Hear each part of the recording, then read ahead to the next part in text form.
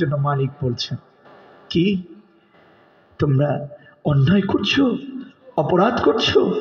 তোমরা অপরাধ করতে করতে, ইসলামী আন্দোলনকে বিরোধিতা করতে করতে, সত্যকে বিরোধিতা করতে করতে, বেহায়াপনা করতে করতে, অসত্য পথকে পছন্দ করতে করতে তোমরা মৃত্যু থেকে পালিয়ে যেতে চাচ্ছ।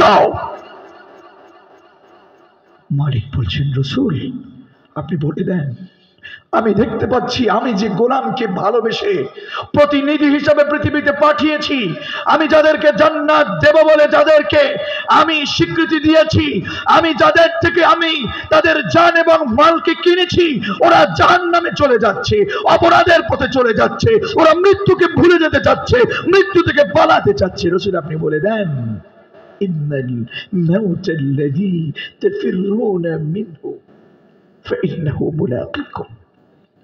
একটু আল্লাহু আকবার বলেন তো দেখি, আর একটু আল্লাহু আকবার বলেন তো দেখি।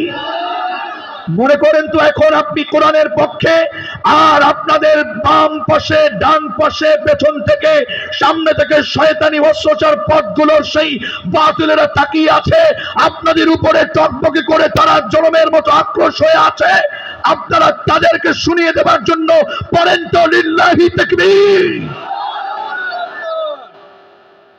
প্রিয় উজিরপুরবাসী ও আমার প্রাক্তন শিক্ষার্থী বন্ধুগণ, মালিক বলছেন রাসূল আপনি বলে দেন, নিশ্চয় তোমরা মৃত্যু থেকে পালাতে চাও না?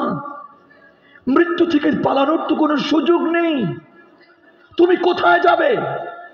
আরে তুমি মৃত্যু থেকে পালাতে গিয়ে তুমি নারী হয়ে বেপরদায় চলছো, মৃত্যু থেকে পালাতে গিয়ে তুমি অবৈধ ইনকাম করছো, মৃত্যু থেকে পালাতে গিয়ে তুমি অসত্য পথে চলছো, মৃত্যু থেকে পালাতে গিয়ে কি মনে করছো তুমি অসত্য পথে আছো আর তোমাকে মৃত্যু তোমাকে ধরবে না?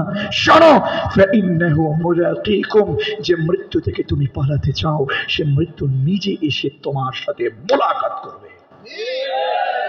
মৃত্যু থেকে তুমি পালাতে চাও, মৃত্যু থেকে তুমি দূরে থাকতে চাও, মৃত্যু থেকে তুমি দূরে চলতে চাও, তুমি যেন কেমন করে তোমার হায়াতকে অনেক বড় মনে করছো।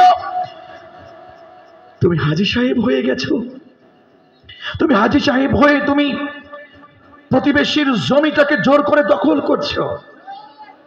আসে না নেই? যারা উঠলেন এরা আবার প্রতিবেশীর সম্পদ দখল করেন নাকি?